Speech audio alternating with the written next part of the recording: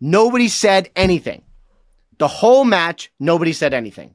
They were just hyper-focused on the field. There was chanting, but no conversation. And so I picked up all the London newspapers, and I'm like, I wonder what the coverage is going to be like. And it was 12 pages of a nothing soccer game. And I'm like, this is amazing. My guest today, is a gent I've long admired for his dogged rise to the perch of his profession, soaring from first part-time job as a high school football reporter to become an in-the-know mainstay on the NFL Network, one of the insidiest of football insiders. Even before the back of his head appeared in that Kevin Costner classic Draft Day, the 4.5 million people who follow his @RapSheet Twitter account are significantly more than the population of Croatia, and they hang on his every word about blockbuster trades, contract extensions, or just who'd be on his flag football dream team. He's the host of The Insiders on your NFL Network, and he is also an enormous Dortmund fan. To talk both codes of football, it's a true joy to welcome NFL Fabrizio Romano. It's Mr. Ian Rapoport. Hello, Raj. What's up, man? How are you? That was quite an introduction. Ian, your story deserves an introduction of that fine quality because it really is one of tenacity and determination. It's like Jamie Vardy levelling up from the Stockbridge Park Steels to the Premier League winner Leicester City. You graduate from Columbia.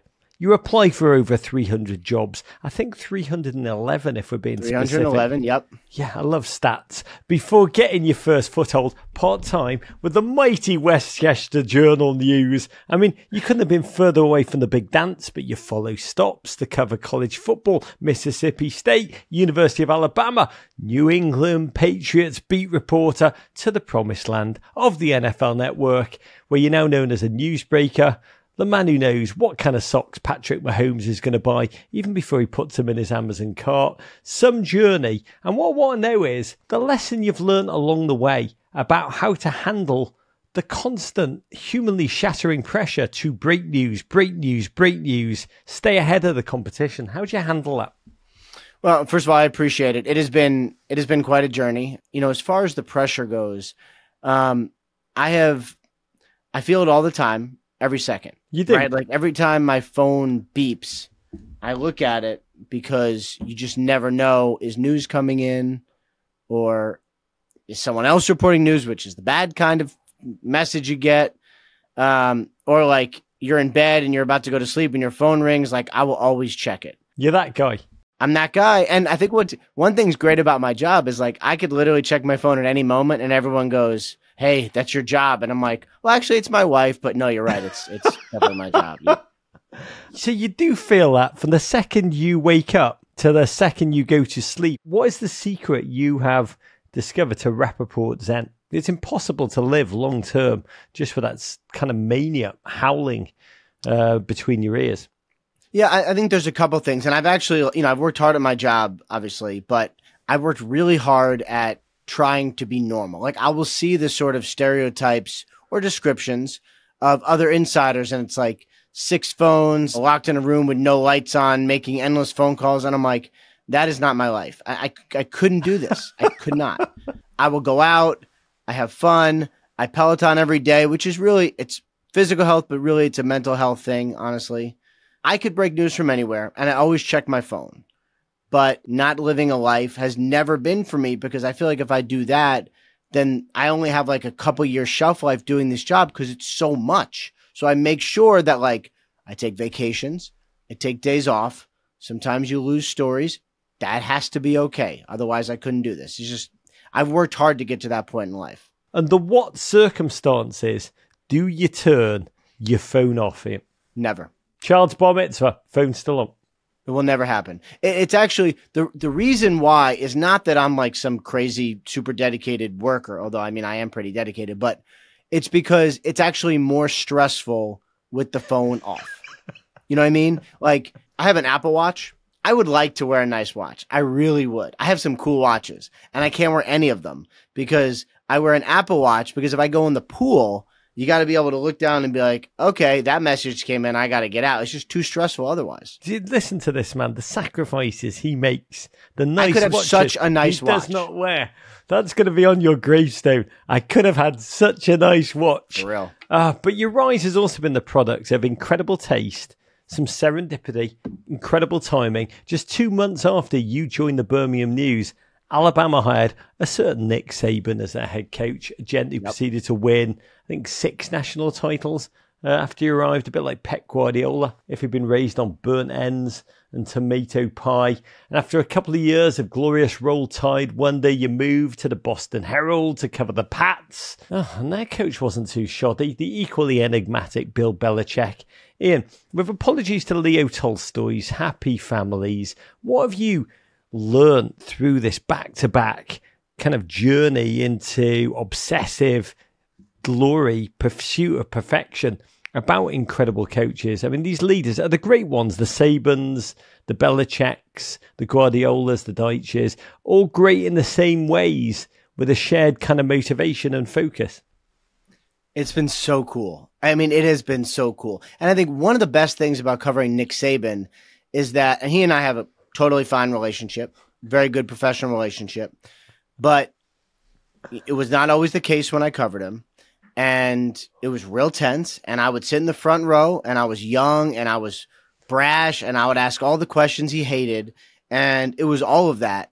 And what you learn is that you can cover a coach, cover a program, learn from a coach without actually having a good relationship. Now, eventually we did, but it was a really good lesson in journalism to be like, you do not have to be friends with the people you cover. You just have to be professional. You know, a couple things with Belichick and Saban. First of all, they both love football so much. And, you know, you see all the clips of Belichick being a curmudgeon at a press conference and Saban biting someone's head off. If you ask them a real football question, man, they will answer, and they love it. And they appreciate that you want to learn.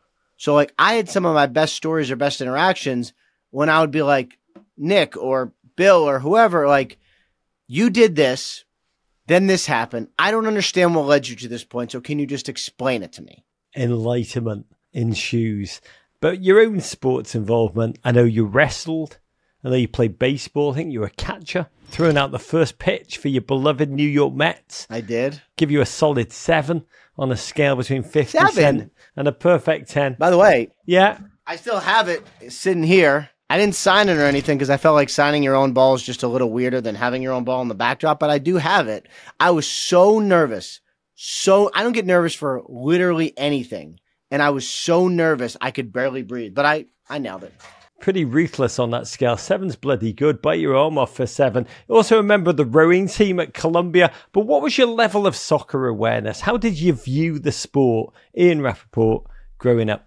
I always liked soccer. I always played growing up. And it's funny, like, this is not what you asked about, but I'll tell you a quick story anyway. One of the seminal moments of my life was getting cut from the travel team when I was 10. And my parents were like, Where were we? We were in Chappaqua, New York. East Hudson was the sort of league, right? And I wasn't good enough, and I got cut. And I was so crushed because I knew how good I was. Was I really? I don't know. But I knew how good I was. And, you know, my parents were like, oh, well, you know, I'm sure it's political. And I'm like, and I just was despondent. And so my dad sat me down on the bed, and he was like, explain to me what a character building experience was and how life would be better and I would be better because of this defeat. And I think of that all the time. You know, in my job, I win a lot, but I also lose a lot because anytime anyone breaks something else, you lose. And you think of those moments. So soccer actually had like a really huge part of my life. As far as the actual real people who play soccer, I would say it's always been something where I've been like a little bit interested in. I would watch if it's on TV. I always watch the World Cup. I was in Europe in the summer of '02. When the World Cup was going on, and, you know, we watched. Being in Europe when all that was going on gave me the first inkling to like, so many people care about this. I grew up thinking that a 1-0 game would be boring, but it's actually more exciting because one goal literally wins it sometimes. And I thought it was so cool. You were there, 2002, the World Cup was in Japan and Korea, and literally the whole continent of Europe becomes like a Bills tailgate. The whole bloody place. And on November 3rd, 2021, you made a significant moment in American football history. On Twitter, you wrote, "Life decision. I'm picking up a soccer team to root for, and this is now my team." You shared a video from the incredible Borussia Dortmund, who are about to face Ajax in the Champions League, I think. Your replies were mostly supportive. What about this team? Borussia Dortmund, the yellow and black, this incredible industrial city. Honestly, it reminds me a little bit of Pittsburgh, the yellow, the black, the industrial background. I've always thought that. What made you go full Wiz Khalifa and dedicate yourself to the black and yellow? So it was kind of random. So someone from one of the officials from Dortmund reached out to me via my publicist and was like, "Does Ian have a team?" I was like, "Well, no." And like, would he be a fan of Dortmund? And so they brought this to me and I'm like, "Why?" And they're like, "Well, you don't have a team. And like, we'll send you some stuff, but like mostly you should it's great and you should follow. And why would you not be a fan of us?"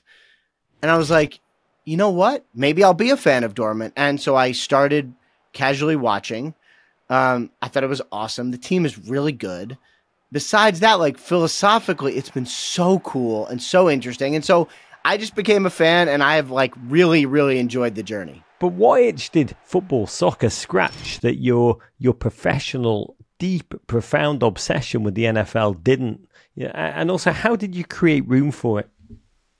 I can't be a fan in the NFL. And not only can I not be a fan, I'm just not a fan. Like people ask me all the time, they're like, "Oh, well, I assume you have to be impartial." And I'm like, well, yes, I do have to be impartial, but you also just become it. So soccer allows me to be a fan.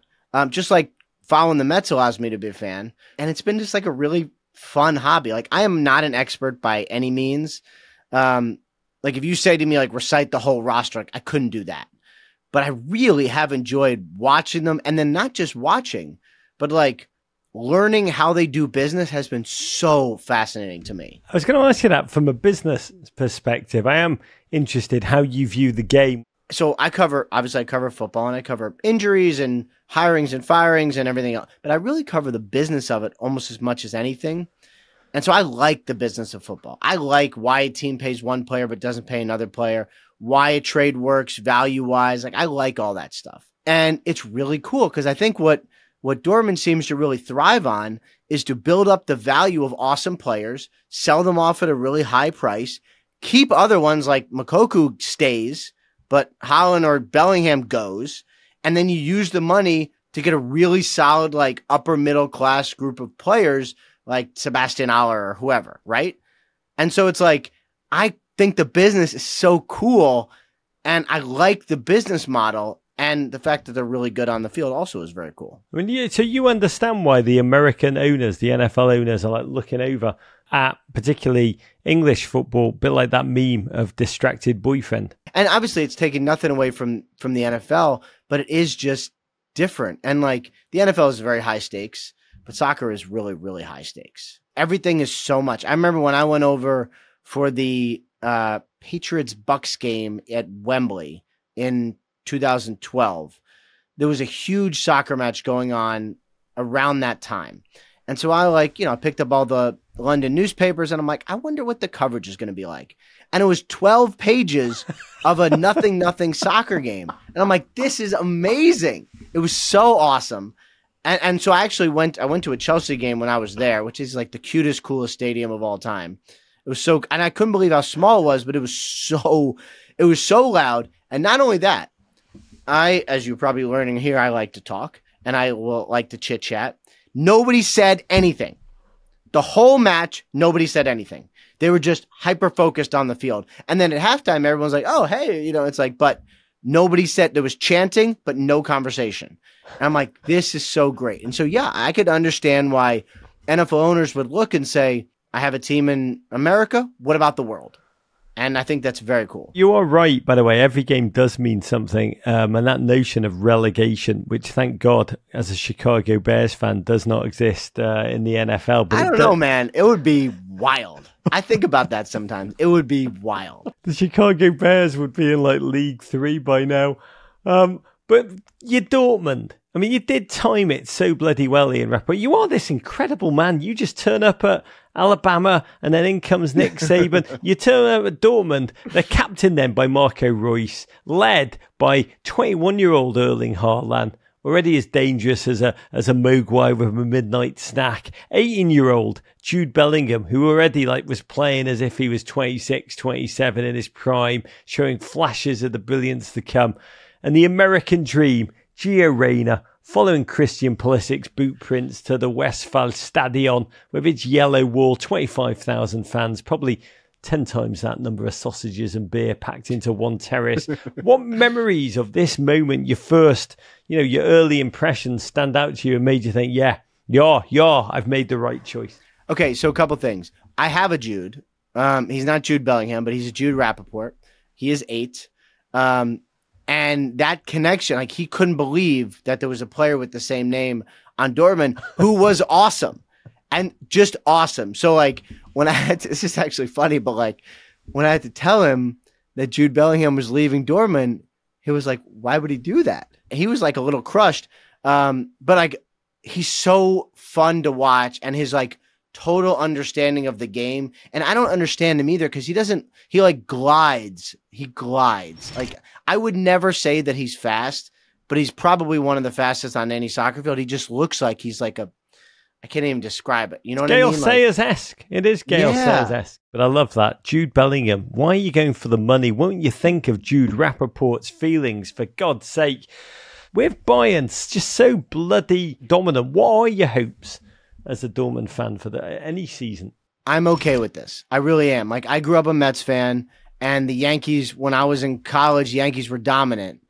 And that is okay, because when they lose, first of all, it lets me root against Bayern, which is fine, because then when they lose, I'm all right, that's pretty meaningful to me. I probably root for the Yankees to lose as much as I root for the Mets to win. They suck.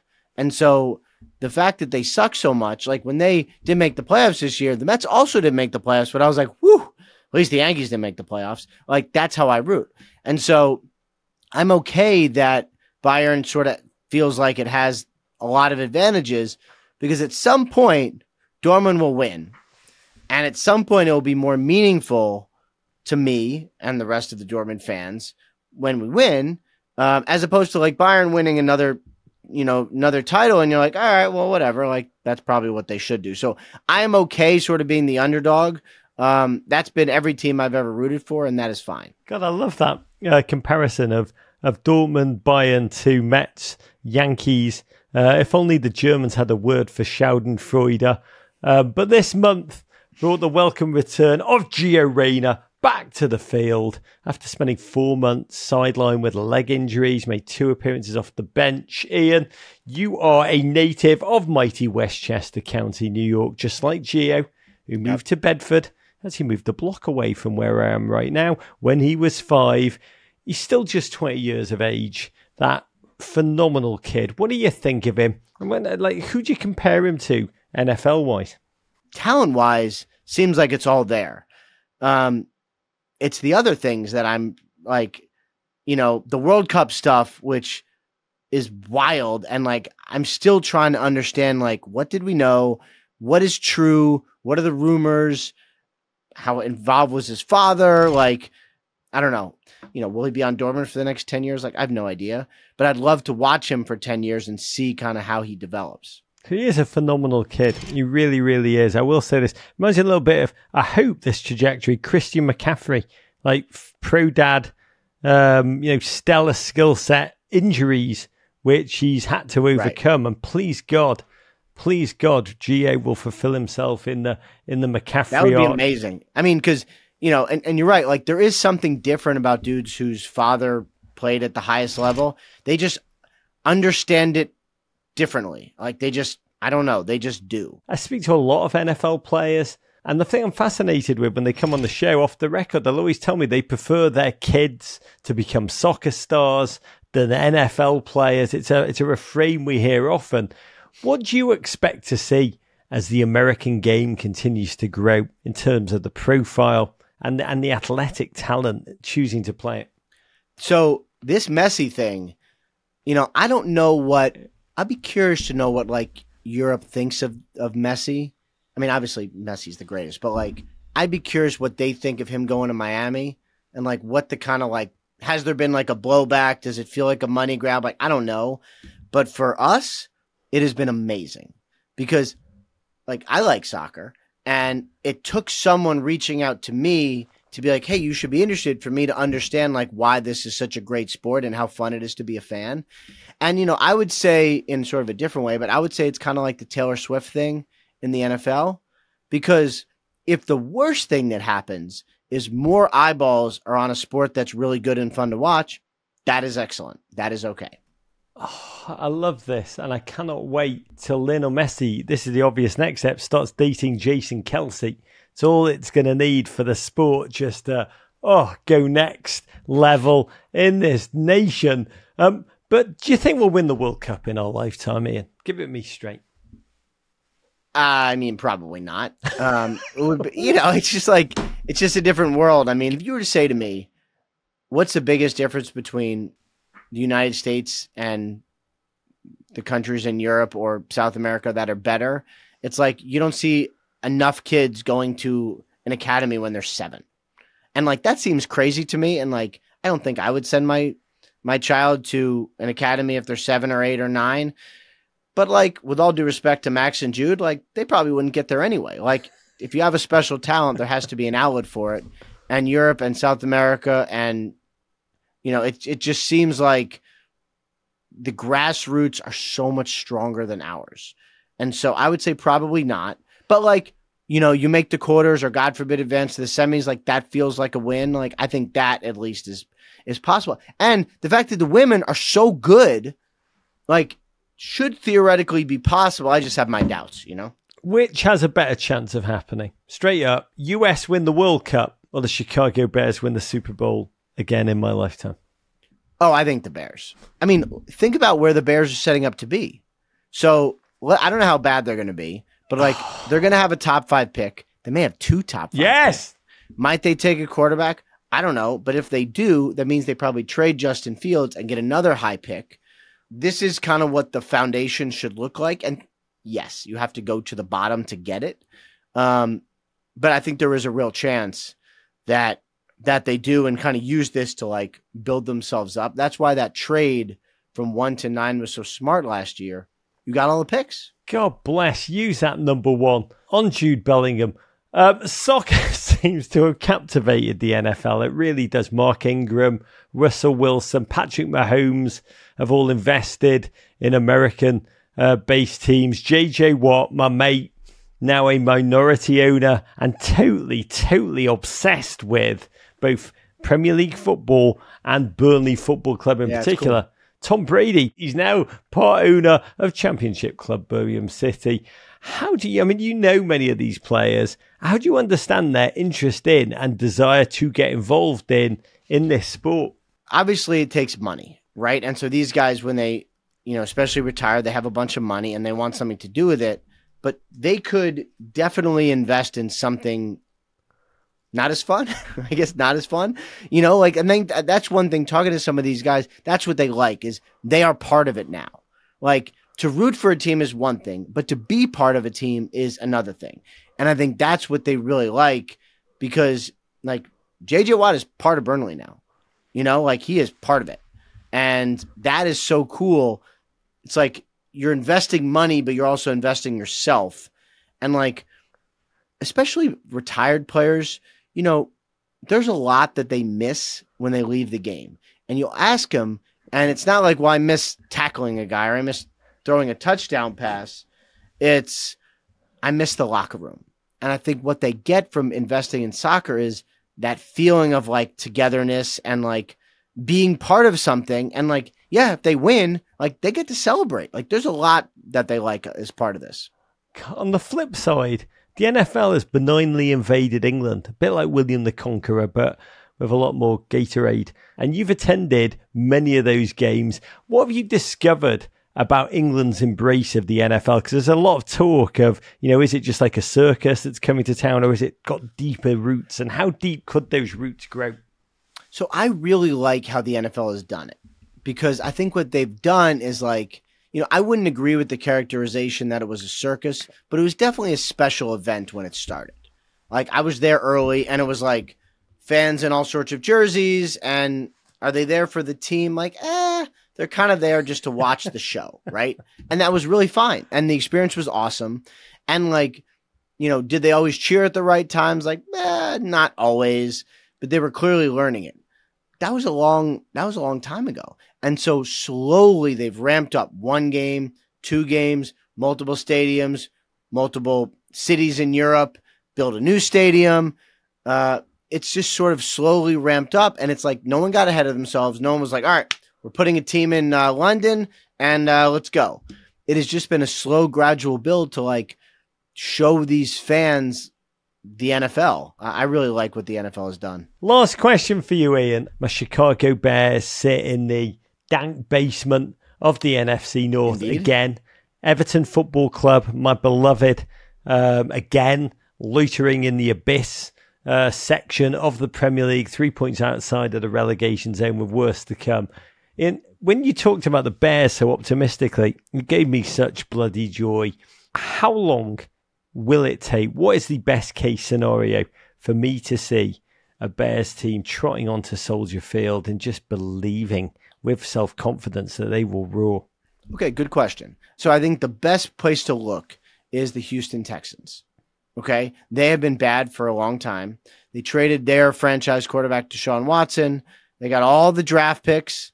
They had a really good draft before last year and were terrible. Have had to fire 2 coaches. Now have one who seems to be excellent in DeMeco Ryans. Have a GM in Nick Caserio that is not afraid to build slow and build the right way. And that is good. They invest in their offensive line. They have a quarterback who's a stud in CJ Stroud. And they are 3-3. And that's really good. And that is great. So this year, my guess is they're going to be a little better than people anticipated, and maybe 8-9 or 9-8. That is good. That's really good. So I would say in 2 or 3 years, this is where your Bears could be, potentially with a new quarterback, with a good building block, with a good base, and ready to start beating teams. So 2 or 3 years, I would say, is probably a good time frame. For me, 2 or 3 years is just a flick of an eye, a blink amidst all the trauma. Please God, Ian Rapoport, you will come on before then, having just celebrated Dortmund's first Bundesliga title in forever. You're a beautiful man. You are an incredible conversationalist, just covering every single base in the course of one conversation. We're all the better for it. To you, to your family, Jude and Max, I do think you're going to get into that academy. I do think you're both going to go pro. I wish you big love. Thank you, mate. Thank you, man. I really enjoyed it. Really appreciate it. This has been fantastic. Thank you for having me. Courage. Listen to the full version of this podcast and all our podcasts wherever you get your pods. But first, subscribe here for more Men in Blazers videos. And courage.